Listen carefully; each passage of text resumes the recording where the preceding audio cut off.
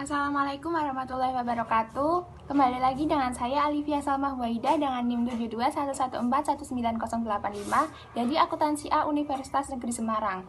Di video kali ini saya akan membahas tentang pengguna dan pengembang sistem.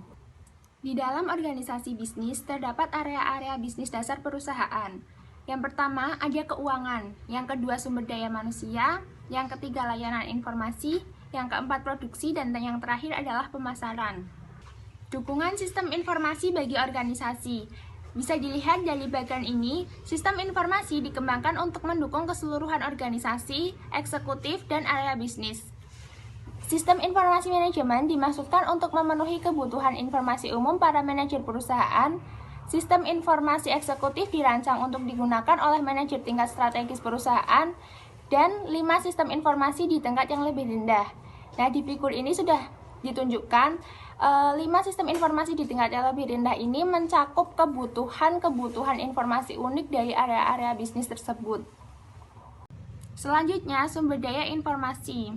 Sebagian besar sumber daya informasi ini pada umumnya berlokasi di layanan informasi dan merupakan tanggung jawab dari Chief Information Officer atau CIO. Sumber daya informasi ini dibagi menjadi 2 spesialis. Yang pertama ada spesialis informasi dan yang kedua ada spesialis jaringan. Spesialis informasi terdiri dari analisis sistem, administrator basis data, dan webmaster. Sedangkan spesialis jaringan terdiri dari programmer dan operator.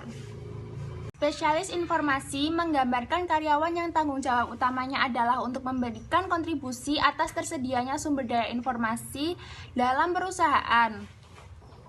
Sedangkan spesialis jaringan bekerja dengan analisis sistem dan pengguna dalam membuat jaringan komunikasi data yang menyatukan sumber daya komputasi yang menyebar. Spesialis jaringan akan menggabungkan keahlian dari bidang-bidang komputasi maupun telekomunikasi. Struktur organisasi layanan informasi, tren dari struktur tersentralisasi ke desentralisasi. Suatu struktur organisasi yang umum bagi suatu operasi desentralisasi diilustrasikan pada figur berikut ini. Nah, di sini struktur khusus disesuaikan dengan siklus hidup sistem. Perusahaan telah menggunakan beberapa orang analis sistem dan programmer untuk mengembangkan sistem-sistem baru dan beberapa orang analis sistem serta programmer lainnya untuk memelihara sistem-sistem yang sudah ada. Nah, masing-masing kelompok dipimpin oleh seorang manajer. Unit-unit operasi, administrasi basis data, dan jaringan akan memberikan kontribusi bagi pengembangan maupun pemeliharaan. Lalu ada juga struktur organisasi inovatif. Bisa dilihat pada figur ini. Figur ini merupakan suatu model jaringan dari struktur organisasi yang merangkap fitur-fitur model sekutu. Lalu ada platform dan juga skala. Struktur tersebut meliputi jaringan penentuan visi atau visioning network yang memungkinkan CIO bekerja dengan manajemen puncak dalam perencanaan strategi sumber daya informasi. Lalu ada jaringan inovasi atau innovation network yang dipergunakan oleh CIO untuk berinteraksi dengan area-area bisnis sehingga aplikasi-aplikasi inovatif dapat dikembangkan. Dan yang terakhir ada jaringan pencarian sumber atau searching network yang dipergunakan untuk berinteraksi dengan para vendor untuk tujuan mendapatkan sumber daya informasi yang dibutuhkan oleh perusahaan. Komputasi pengguna akhir atau end user computing (EUC). Komputasi pengguna akhir ini berarti pengembangan seluruh atau sebagian sistem informasi oleh pengguna.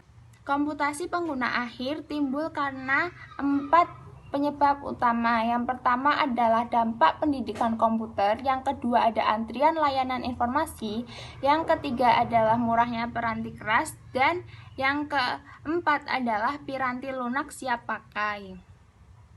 Nah, bisa dilihat di slide ini terdapat 2 figur. Yang pertama ada figur rantai komunikasi tradisional, ini masih terlihat rumit ya komunikasinya.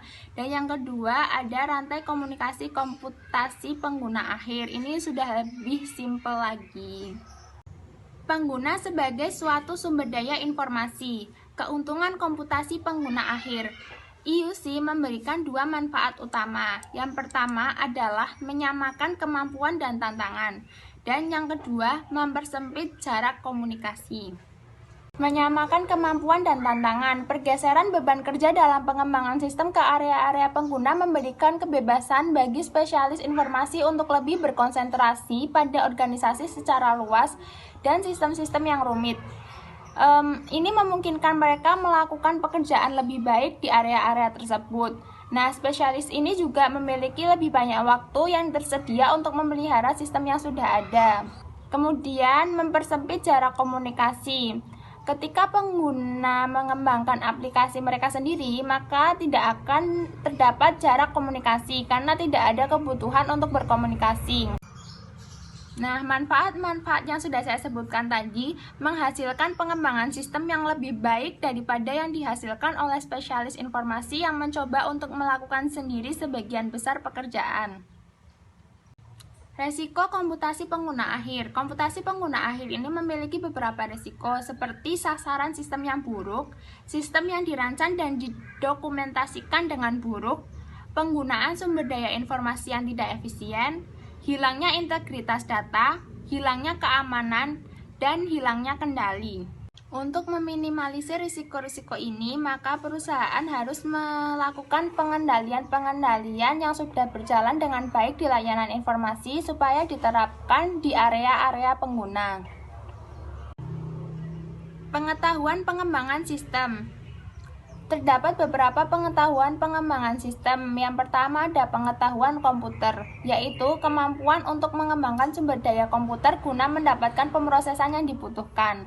Lalu ada pengetahuan informasi yang meliputi pemahaman bagaimana menggunakan informasi dalam setiap langkah proses pemecahan masalah. Lalu ada juga dasar-dasar bisnis, yaitu topik-topik yang biasanya terdapat dalam mata kuliah inti sarjana 1 dan sarjana 2 bisnis. Ini seperti akuntansi, keuangan, pemasaran, manajemen, sistem informasi manajemen, dan operasi. Lalu ada teori sistem yang menjelaskan bagaimana cara menggambarkan suatu fenomena dalam bentuk struktur-struktur sistem normatif. Lalu ada proses pengembangan sistem yang terdiri dari langkah-langkah yang diambil untuk mengembangkan suatu sistem informasi. Dan yang terakhir ada pembuatan model sistem yang terdiri atas berbagai cara untuk mendokumentasikan suatu sistem. Keahlian pengembangan sistem. Terdapat beberapa keahlian yang ada di dalam pengembangan sistem. Yang pertama ada communication skills atau keahlian komunikasi, ada analytical ability atau keahlian analisis, ada creativity atau kreativitas, dan yang terakhir ada leadership atau kepemimpinan.